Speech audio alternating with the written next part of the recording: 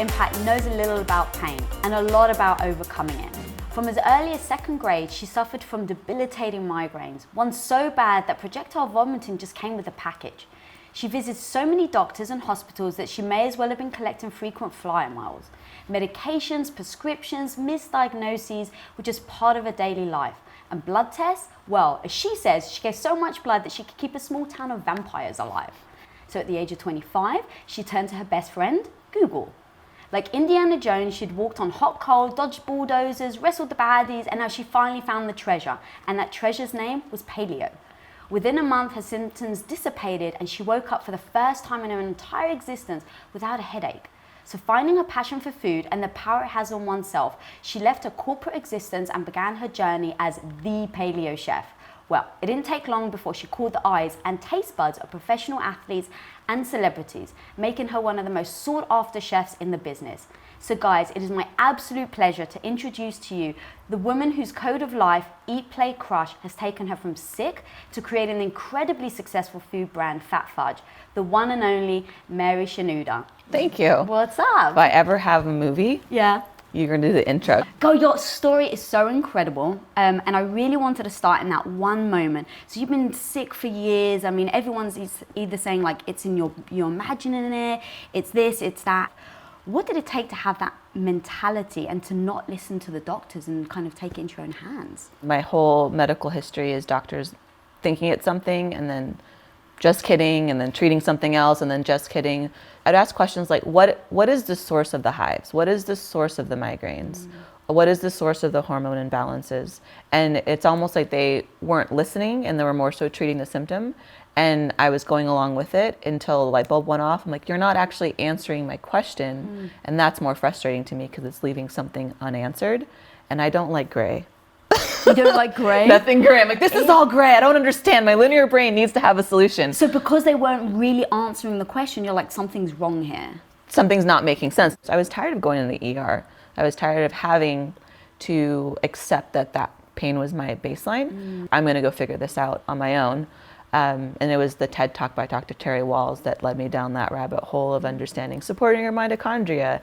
And in my mind, I'm like, oh, that makes sense. I wrote a whole report on the mitochondria in 9th grade and rewrote the words to a Beastie Boys song about ATP. And I'm like, oh my goodness, I had the answer the whole time. So during that period of time, paleo was becoming popular, and I had sent out my own lab work, came back with a diagnosis of celiac. I was expecting gluten intolerance, wasn't expecting celiac, casein and soy. Casein's a protein in dairy. And so at that time, because paleo was becoming popular, it was so much easier to say paleo than like, I don't eat gluten, casein, soy, and it's all about my mitochondria. So paleo is easy to run with. So you've discovered paleo, or you discover, your issues. You were actually really happy to find the answer, right? When you were told that you had celiac. But your friend, who was going through a very similar thing, finding the answer was very destructive for her. Can you take me through that and what your process of was thinking about, okay, I found the answer, versus your friends, and how people at home can look at a situation and see the positive instead of the negative? I'm not her, so I don't get to understand fully her perspective. For me, I didn't have answers and I was in pain. Now I have an answer. Now I can remove the pain. It's as simple as that in my mind. Great, awesome. I'll just start doing this. I won't be in pain and I'll see how awesome I can actually be. And my perspective, almost anything, is what do I have to gain? So I'm looking at it from that perspective. I think it's that your health is your wealth and wealth is nothing without your health. I love that. I mean, just what you said, what can I gain? Like, I think if you just almost put that as the question everyone asks themselves when something bad happens, it's like that Tony Robbins quote where he says, how can you take a bad situation and make it the best thing that could ever happen to you? It's that perspective of framing in your mind. I love that. So you start going down the rabbit hole of food and diet and figuring things out for yourself. But you had a very successful corporate job at the time, correct? Yeah. Talk to me a little bit about going from that to then having these two paths in front of you, and then how you ended up choosing to go down the paleo path. So within a few months of changing my diet, obviously I was showing up without sunglasses on at work and not taking as many naps and being able to be more present.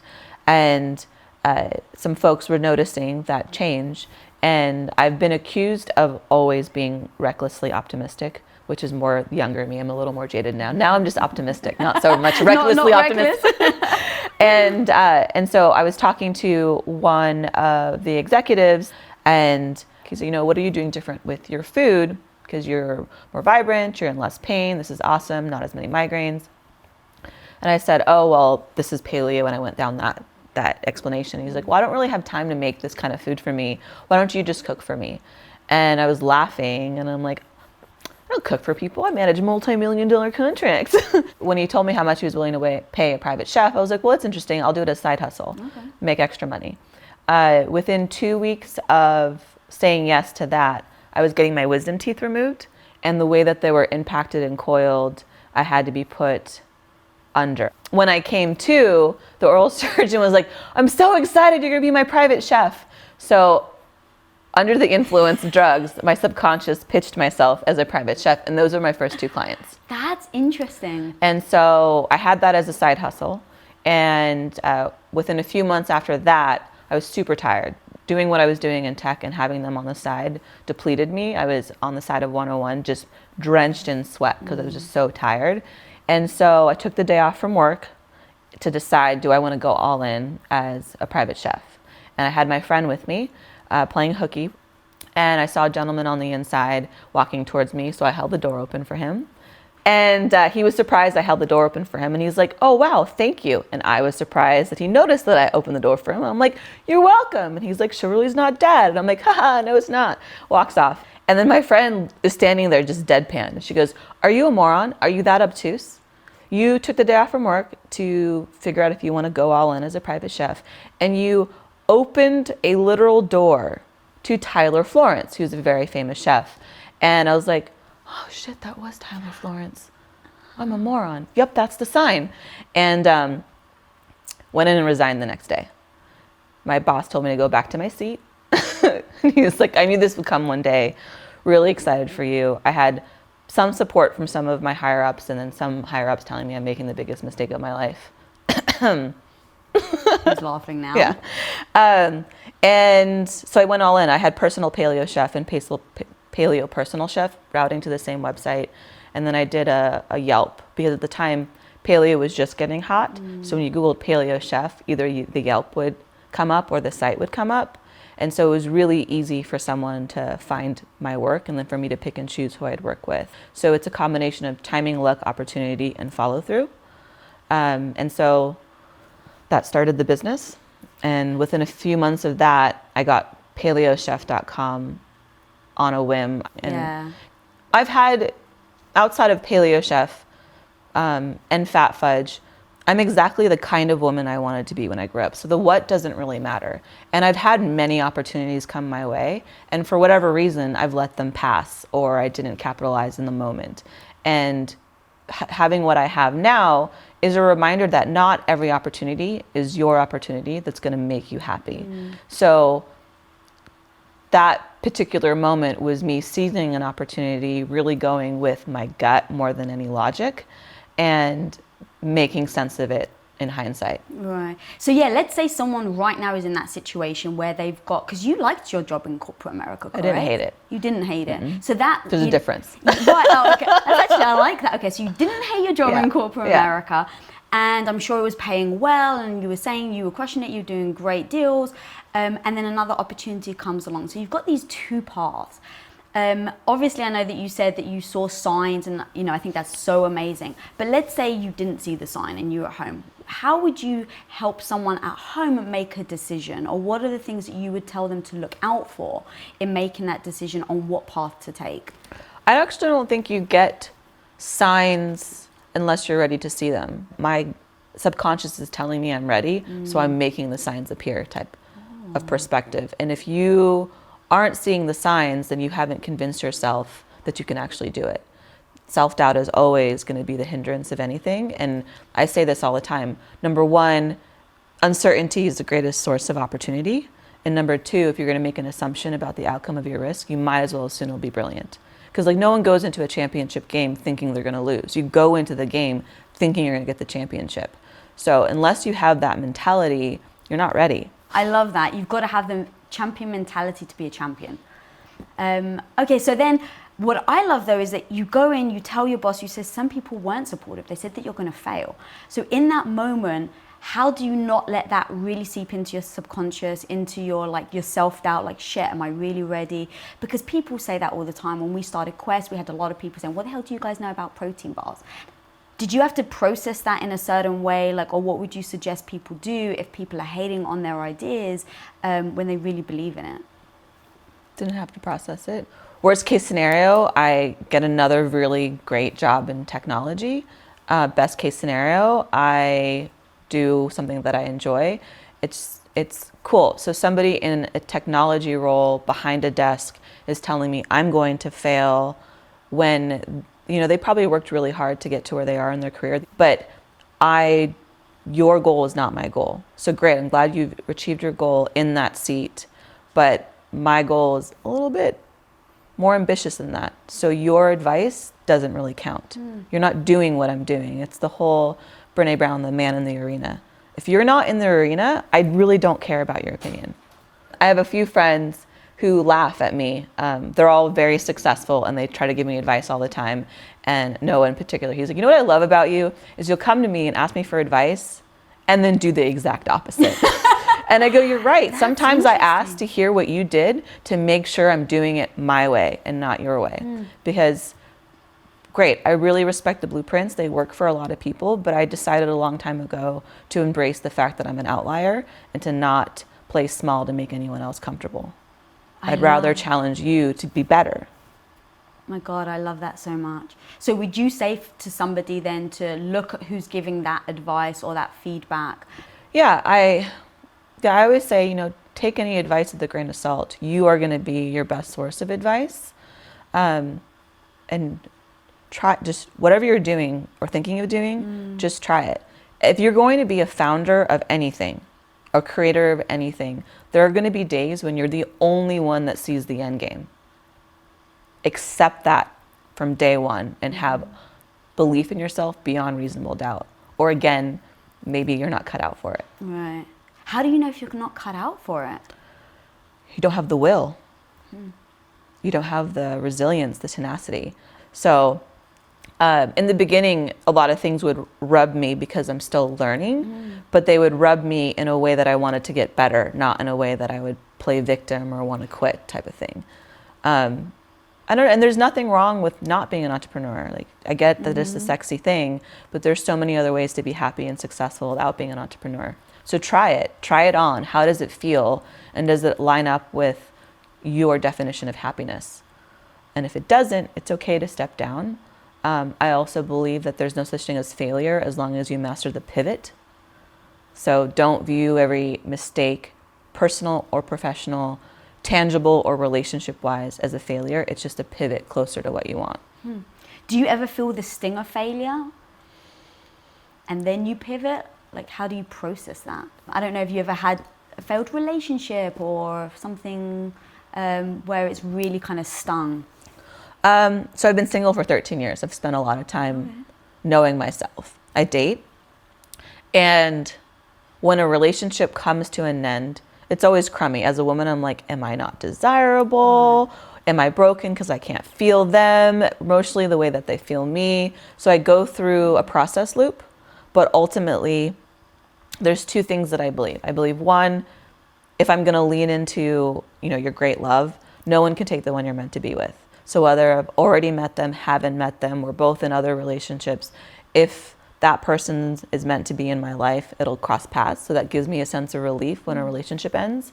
And then the other side of it, which is kind of the complete opposite, is that we come to this world alone. We leave this world alone. We're constantly evolving and developing. So I always know that at the end of a relationship, it really sucks and it hurts in that moment, but it's not the end of the world, and I'm going to be okay and they're going to be okay, and that's just fine too. I love that self-soothing. That's amazing. Do you do that same process if it's business, or do you actually handle it differently? Business, I remove any emotion. Interesting. Do you work at that, or that comes naturally? If something has happened and I'm walking into the door of dealing with it, as I'm walking towards the door, I'm like, so I'm like so mad. But for whatever reason, naturally, as soon as I hit the door of it's time to deal with it, all the emotion, it's almost a visualization. I watch all the emotion bleed out of me, and I'm only looking at facts and making decisions from there. And if someone is coming to me with emotion, I'm like, hey, let's use only facts right now, and let's put the emotion aside. When we turn off the clock of business, I want to hear how you're feeling, but right now, I want to only deal with facts. We come to a resolution quickly. And that you've always done that? Because that's so impressive, and I struggle with that personally. I've, for the most part, approached things that way, not always perfectly. There are definitely times where I've had complete explosions emotionally and not my finest moments. And usually, as soon as the moment's over, I feel immediately guilty that I even let those cards show. I was a really quiet kid, and then I think my first day of elementary school, I got picked on. Like someone shoved me in the ivy and told me I had dirty skin, and like it was super weird. I didn't understand because I grew up in such an emotional, loving household that when I would try to be emotional and loving towards the girls on the playground, they weren't so nice. So I'm like, well, I'm gonna go play with the boys because it's very easy. You just file them, and then you just play basketball, and as long as you're doing well. And I think that was the beginning of like remove emotion, look at the audience in front of you, adapt. And moving into corporate environment, usually the only female or one of the fewest females on the team. Everyone's 10, 15 years my senior. And in the boys club, you can't bring any emotion to the room because otherwise you won't actually accomplish anything. Yeah. So you also had to be trained like watch, listen, and only say things that will make an impact. That's an impact. Bum bum. I find that so fascinating because that's one thing. I'm a very passionate person. I talk with my hands as well, and I feel very strongly about things. Like I'm not very often am I wishy-washy about an opinion, and I have had to battle bringing that into the boardroom, bringing that into meetings, and how do I sideline my emotions? Because you're absolutely right. The second you become emotional about a topic in business, people would perceive you very differently, and I used to battle with the guilt you even just said, right? Like there would be guilt afterwards of like, I can't believe I just handled it like that. And I would let the guilt settle in me a little and be like, remember how this stings, Lisa? Make sure you remember this next time. I love this topic and I want to dig deeper. Tell me about how you feel about women in boardrooms that use emotion to their advantage. So there's a difference between somebody crying because something awful truly happened and they're not trying to gain anything from it versus someone who's using it as a tool. Any sort of emotion that is extreme over here or extreme over here, I find it to be uncreative and a distraction and quite frankly a little boring when you can deal with strategies and deal with the facts and how to get to the solution. And it's not to say you don't have moments where you go here and here, and it's not to say that the people in the room shouldn't give you passes depending on the circumstances when you occasionally go here and here, but over time you need to get better at just being, I'm angry and you're gonna see it on my face, but I'm not gonna scream at you. And I'm really feeling low today and I'm gonna let my team know today's gonna be a rough day, but I'm not gonna pull you guys into that environment way over here if we have a task at hand.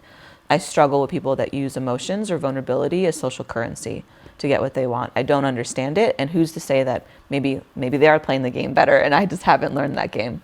Like being authentically you is definitely something that I just, in watching your videos and listening to your story, something you really seem to very much pride yourself on. Talk to me about being authentically you and the difference between being vulnerable or just sharing your authentic self. People always give me credit for being vulnerable, and my brain's like, arrow 404, do not understand, am I being vulnerable versus just sharing? So I'm usually sharing what I'm feeling or doing in that day.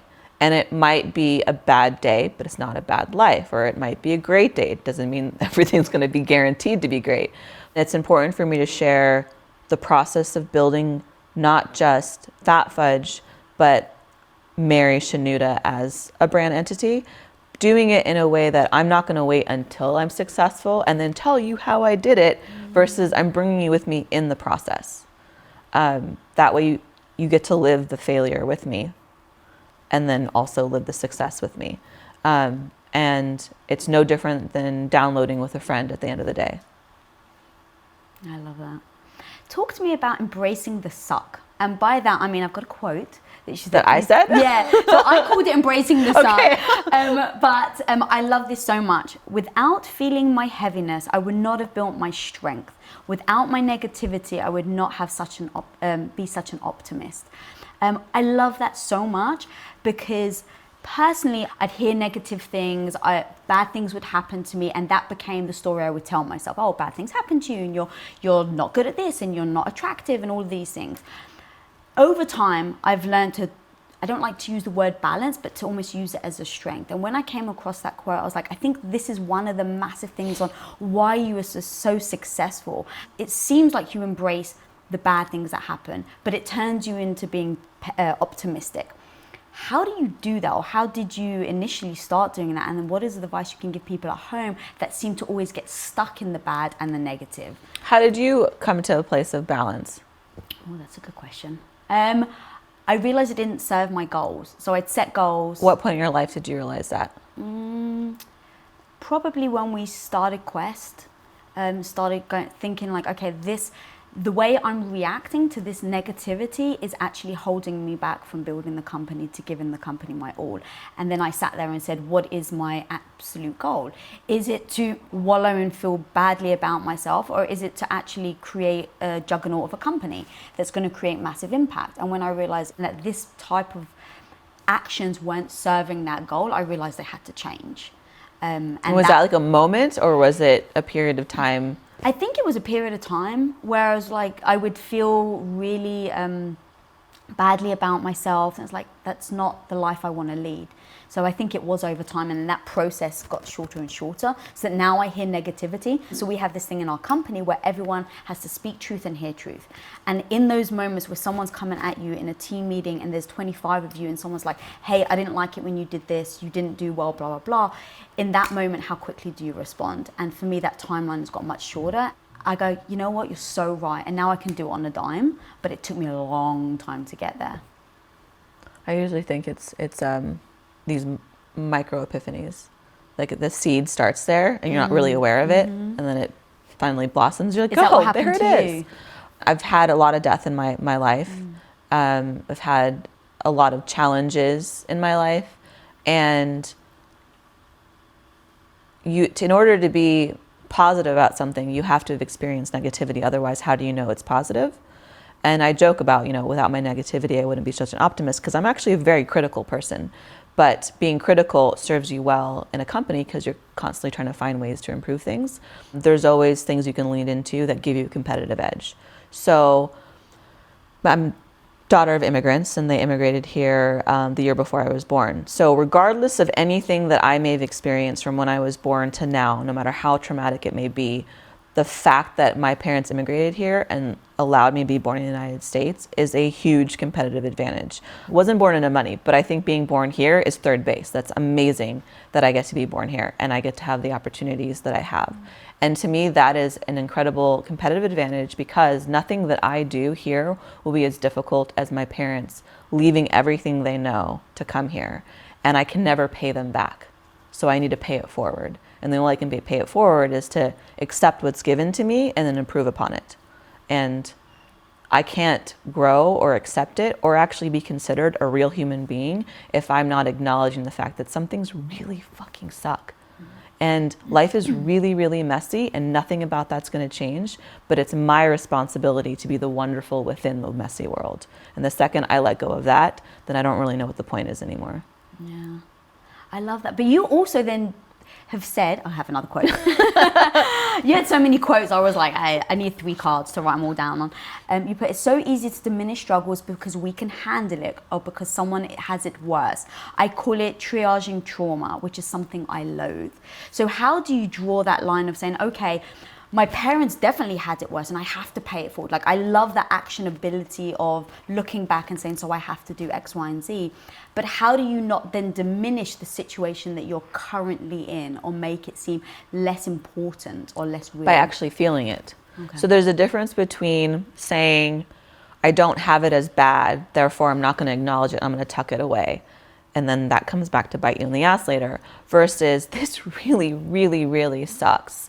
And I'm allowed to feel this right now, and then I'm going to fix it and move forward after addressing it, whether it's through therapy or whatever it is that we're discussing.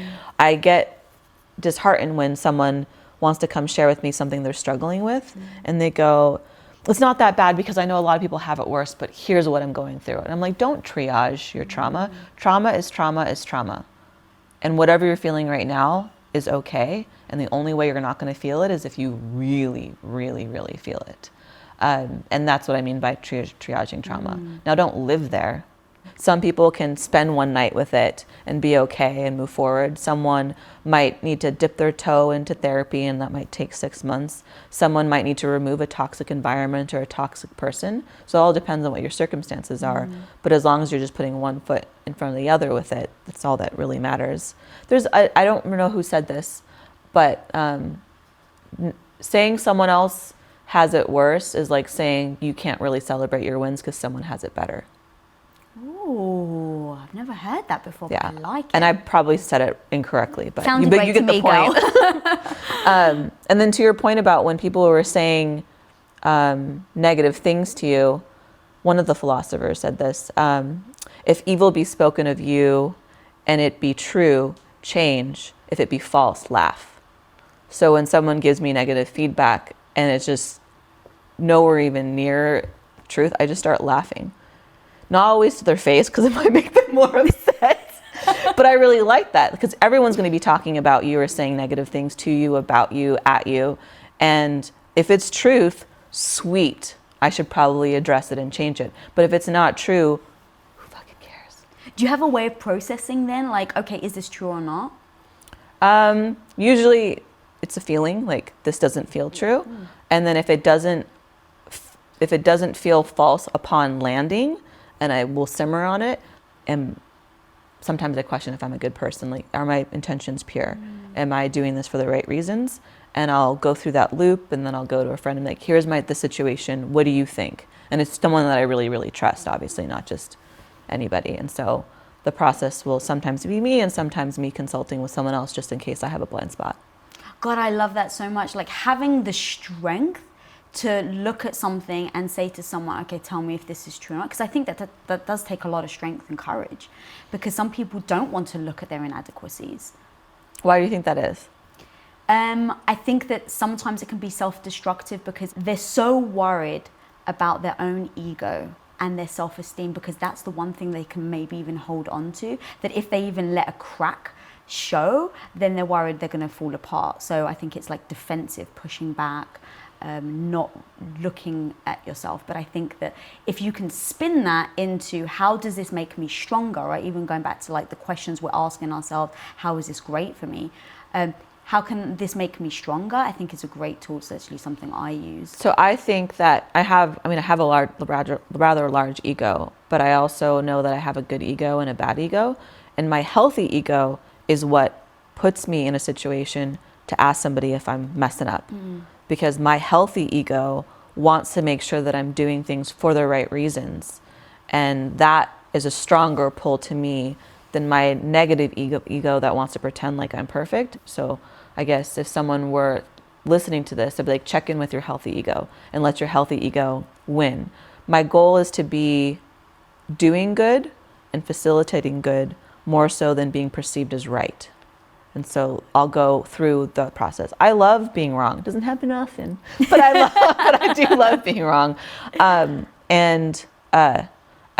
People say, oh, that's a sense of humility. And I'm like, is it? I really think it's my ego wanting to make sure that I'm doing things for the right reason. So I guess it's whatever the person wants to call it. Yeah, I think of it like the negative voice, and it's like, I can't switch it off. I've tried, it doesn't switch off, so I just have a remote control. And the question is, do I raise the volume because it actually is serving me to help me get better? Or is it now becoming self-destructive and I have to turn that noise down so that I can focus on the positive and the good ego? Have you always had the negative voice? Yeah. Do you feel like some people don't have the negative voice, the recklessly optimistic ones? No, I almost want to just call people liars. Like if I don't want to be so rude to people, but like I've never met someone that doesn't have something that's negative. Now that doesn't mean that it can't serve you, like I said, but for someone to be like, no, I'm always perfect. Let me tell you, I want to know what they think about themselves when they're by themselves, right? Like that is to me the biggest thing. Like, what do you think about yourself when you're by yourself? And is it a healthy thought or not? So in fact, I'm going to ask you the question. What do you think about yourself when you're by yourself? I think about death a lot, bring it back to mortality. So when I wake up, I have the initials of everyone that passed away as one of the first things I see when I wake up, because for me, a lot of them, it doesn't make sense. They all died at younger ages or freak accidents. And the only way for me to honor their legacy is to take all their good qualities, instill them into my own behavior, and pay that forward again. I think about, if I died today, did I become the kind of woman I wanted to be? And the answer, the first time I asked myself that was 7 years ago.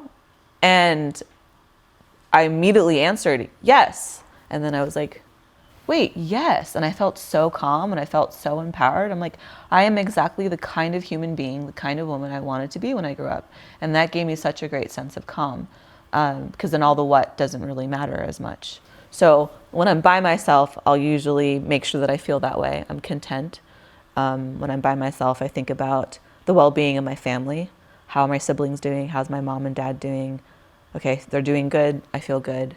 And then I'll step into my business and start looking about ways to expand the different entities of my business. And then end up having a great sense of pride of what I'm doing and how I'm doing it. Well, I mean, we haven't even touched upon your career yet. I mean, the things that you've done to your mind to get to where you are now is so freaking incredible. But you've created an incredible brand, Phat Fudge. Talk to me a little bit about starting that and being a woman in, entrepreneurial time. So Phat Fudge is a result of a recipe I was making for my clients. I have athletes that are my clients, and we were trying to find replacements to GU. Prior to Paleo, I loved GU packs. So in my mind, I just wanted to create a GU pack replacement. And then I'm making these tahini butter fat bombs for one client. Middle Eastern, Mediterranean, tahini is life. Yeah. So tahini and butter was a fat bomb for this one client. Then I had a coffee concoction that I put together with a bunch of different spices called unicorn fuel. And I called it unicorn fuel as a joke. But you have to be careful what you say on the internet, because that went viral. And it only been around for less than a year, and it was voted best coffee hack of whatever year that was, right behind Bulletproof. So one night I'm making something called halawa in Arabic, halwa to everyone else. It's tahini. Halwa, I love that. Oh my God. Okay, so I was making that, and it's very temperature fickle. If you miss the timing on the honey, it won't crystallize and become that interesting powdery yet gooey consistency. So I missed that timing. I was multitasking, and I was like, I'll screw it. I'll just make some fudge. So I threw in all the unicorn dust ingredients, set it, made fudge. The next morning, I'm taking a bite, and I'm like, oh wow, this is really good. And then all those dots connected, and if I tweak the ingredients, it now becomes functional. And that's how Phat Fudge was born. And it was called functional fudge at the time. I much prefer Phat Fudge. And I posted that recipe. That recipe went viral for the fudge. And then people were posting pictures online of it in sandwich baggies because they were taking it on runs. Because at room temperature, it's not a frozen block. It's just a goop of fudge. So they're like, you need to turn this into a product. And I was like, well, I don't know what I'm doing, but everything you want and all the magic's on the other side of fuck it. So we'll figure it out. So I bought a vacuum sealer, ketchup bottles, and a scale. And I went online. I said, okay, with a unicorn head on. And I said, okay, there's 50 orders online right now, 12 packs. I don't have them created. I don't know what I'm doing. But if you guys want to pre-order them, I'll figure it out. In 1 hour, that sold out. And it was really cool that happened. But it was more interesting who bought it. Because when I went on, I was like, I didn't even know these people were following me. Oh my God, pressure's on, can't fail, must do well. An audience. So I did that, and then I would do that every Monday for the next 3 months, where I would do 50 orders, because 50 orders is 600 packets. And you're doing these all by yourself. It's literally... With a ketchup bottle, yeah. That's the muscle. That's amazing. And I tell no lies. So I did that every Monday, and it got to the point where 10 a.m. would hit, and it would sell out in a second. And people were pissed. They would write me, what is this, a Beyonce ticket? I set my calendar invite. And I'm like, one person in your hand packing. So I did that until it was time to scale. So in lieu of taking funding or doing a Kickstarter, I said to my audience, here's the deal. I don't know what I'm doing. I have to figure it out. There are really high minimums with co-packers. I don't want to do a Kickstarter because I want to be held accountable. So at the end of when I figure it out, you'll either get a product or a refund. Might take me 6 weeks, might take me 6 months. But over the next 30 days, if you want to pre-order this, I'll figure it out. In 30 days, about $90,000 in pre-orders came in on a product that doesn't exist, and I was able to start the business. That's amazing. And so I've been running the business for 2 years as a solopreneur. And then last month I closed funding and hired on a team. So I took the business to $1 million in sales by myself. Not truly by myself. I had my manufacturer and like fulfillment centers. But you're doing that all. Did you ever have like fear or paralysis? Like, I really don't know what I'm doing? Or was it the fact that you could be open and honest about it that allowed you to keep going? I had moments like that where, am I cut out to do this successfully? But then in hindsight, a lot of the things that occurred outside of the template. So something, as the example of like getting into Whole Foods. I didn't know the process to get in Whole Foods. I didn't know that you have to pay extra to have register space, any of that stuff. The VP of purchasing had bought the product online, loved it, reached out. I said, I'm a business of one. Here's my story. I don't really know what I'm doing. And I was told later on, I never would have said that on a call. I wouldn't have admitted that you don't know what you're doing. And I'm like, well, I just need to be transparent. I don't need to overcommit to something. And by being that honest, he was like, I'll cut through the red tape. We'll expedite this for you. And then it got to the point of negotiating the price. And I did what I thought was best with pricing. And they pushed back. And I said, nope, that's just my pricing.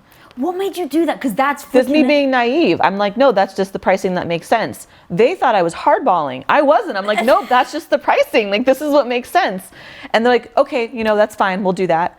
And then they put it at the register. I'm asking for things that are non-traditional, not knowing they're non-traditional. They're just what makes sense in my head. And everyone thinks I'm being a genius. I'm like, what? No. I love that so much. And here's the thing. In this day and age, the one thing that I'm finding a lot is people are so paralyzed because they feel like they don't know enough, right? The amount of times people say to me, I've been planning to do this for a couple of years, but I still don't know enough. Like, I'm not ready. And I keep trying to tell them, but like, that's when you've got to jump in, because what you don't know, you don't know. And sometimes it's the naivety of the beginner that gets you that step ahead. 1000%. Like, do you tell yourself something in those moments? Like, what made you then not back off and go, I actually don't know what I'm doing. Like, I'm playing with the big boys. I shouldn't. Like, it doesn't seem like that even occurred to you, which I love. But did it occur to you? What is big boys? It's all social construct. They're playing with the big girl. I hear you. That's amazing. But it's they weren't being aggressive. They're like, no. And I'm saying, well, that doesn't make sense. So essentially, without saying it, it's either it's this way or you can't have my product right now. Like, wait until I grow. And they're like, well, we want your product right now, so let's do the deal this way. You didn't have a fear of loss then? Like, no. It's Whole Foods. I love that. Because I think I would have had a bit of fear of loss. There's no one client or one moment that's going to be the deciding factor in all of your success. And it's okay if it passes, because there's going to be something else. It's how I approach almost anything. If someone wants to convince me that I need them to succeed, then I don't need that business. I don't really want to sacrifice the end game for some short-term win. I love that. That's so powerful, because I think that people fall into that trap of like feeling happy in the moment and the now. I call it like the bowl of ice cream, right? Bowl of ice cream tastes freaking amazing. But let me tell you, it's not, if your goal is to like live longer and, be healthy, then it doesn't necessarily serve you. Yeah. But I'm always curious, like, what makes people ultimately happy? Because it's so different for so many people. How do you assess your happiness though? For me, it's always my family is good, I feel good. Really? That's really important to me. Good as in healthy, or good as in healthy? Happy? Everybody healthy, everybody is happy, Smart. Everyone is doing what it is that they want to do, or at least on the path to do that. That makes me feel really content. I think being content for me is a form of happiness. Like, someone was like, how are you? I go, I'm all right. And they're like, just all right. I go, yeah, all right's great. Like, everything's just as it should be. So if I don't feel like I'm regretting anything in the moment, if I don't feel like I'm taking anything for granted, And if I'm okay with dying that day, then I feel content. That's a powerful one. Am I okay with dying today? Shit. Are you okay with dying today? That's hard to answer. Shit. No, I'm never going to be okay with dying. Almost because I've got so many things I want to accomplish. But the good news is that's never going to change, right? I hope, and I'm working towards, even in my 70s and my 80s and my 90s and my 100s, that I've still got things I want to accomplish in life. And so I think that I'll never be satisfied with dying, but I totally understand what you mean. Are there things in your life that you've put into place that make you feel okay if today was your last day? And I think it's interesting when you ask that question, because my mind doesn't go to business at all. My mind goes to personal, like my husband and my family. But I don't think about my family on a day-to-day basis like I think about my business. I think about both. Do you? I'm in my business, but my business is a result of having an amazing family and for my amazing family. My grandmother was my mother's best friend, and I think that's why I always think about them. I want to be close to them, because my mom and my dad gave up their family and their friends. And I can't imagine what that feels like. So I want to make sure that I put their well-being at the top of my list. Yeah, that's lovely. And then one last question then I've got to ask you. How did you come up with Eat, Play, Crush? So it was 3 or 4 years ago, trying to summarize what it is I stood for in a fun, kitschy way. Because I wasn't just a private chef, I wasn't just an entrepreneur, I wasn't just somebody posting about my lifestyle, I was all of those things. And I needed to create something cohesive that you can congregate around. Eat, Play, Crush Life. And I post it. And then I had an unfortunate interaction where someone was questioning the idea as if the name is feminine enough, because I'm a woman and I'd be more successful if I was If the more word feminine. crush was feminine. Yeah, and I struggled with that because it was a reminder of like the girls not accepting me in grade school and being in corporate America and people telling me I'm too masculine and me being like, too masculine for whom? And then even still was sitting there with a little bit of doubt, like, what does this mean? And then a reader of mine sent me a surprise tweet saying, I have a surprise for you. She had lost 100 pounds over the course of a year, total badass. She's like, I really wanted to identify with what it is. What have I done to my lifestyle? And you did it in 3 words, Eat, Play, Crush, and she tattooed it on her arm. It still surprises me anytime someone tells me how much they love that or how much they love Phat Fudge, because I'm going with the motions and I'm in it. And then some days I'm like, is it cool? I think it's cool. And then somebody will be like, dude, I love this. I'm like, okay, cool. Everyone's still, okay, cool. Still going. Great. Awesome. That's amazing. I love the idea though of almost giving like yourself 3 words that you can identify with, just like in general, in like everyone should do it. Yeah. Because I think that that's really powerful in establishing what your likes are and what are important to you. And those 3 words, they feel so different, but like in knowing you now make complete sense. And so I freaking love it. Yeah, it's genius. All right, sadly we're out of time. I've had so much fun talking to you. Likewise. Girl. Let people know where they can find you online and Phat Fudge. Paleo Chef across the board, paleochef.com, Paleo Chef on Instagram and Twitter, and then Phat Fudge, Phat Fudge. And now my final last question is, what do you consider your superpower to be? For better or worse, it's truth. Ma'at is, in ancient Egypt, was the goddess of truth and justice. And she would weigh your heart against a feather when you die, and you had to live a just and pure life to be granted into the afterlife. And there's a saying written about her that says, it's true that evil will gain success, but the strength of truth is that it lasts. And that's pretty much my moral fiber basis of everything. So I seek truth, speak truth, move truth, but then also know that when is the right time to speak those truths. Just not all the time? Yes. That's cool. I love it. Well, thank you so much for coming on. Thank you. Guys, if you're not following this woman, you've got to check her out. Honestly, like follow her personally, follow her brand. It's amazing. The content's fantastic. And what I love about her is she doesn't use excuses. I mean, the woman was so sick. She was waking up with migraines as if ice picks were in her brain. And she still went on to finding the answer and then creating this incredible brand. Like if you are living a life where you think, I can't do this, or why me? She's living proof that you don't need to stay there. So follow her, check her stuff out, and just remember, no matter what, eat, play, and go crush it. All right, guys, if you're not following me at Lisa Bilyeu, go ahead. And then if you're not subscribed, press that little click button down there and go and subscribe. So until next time, guys, thank you. Go and be your own superhero. What up, guys? Lisa here. Thanks so much for watching this episode. And if you haven't already subscribed, click that little button right in front of you. Click, click, click away. We release episodes every Wednesday, so be sure to get notified. Till next time, go be the hero of your own life.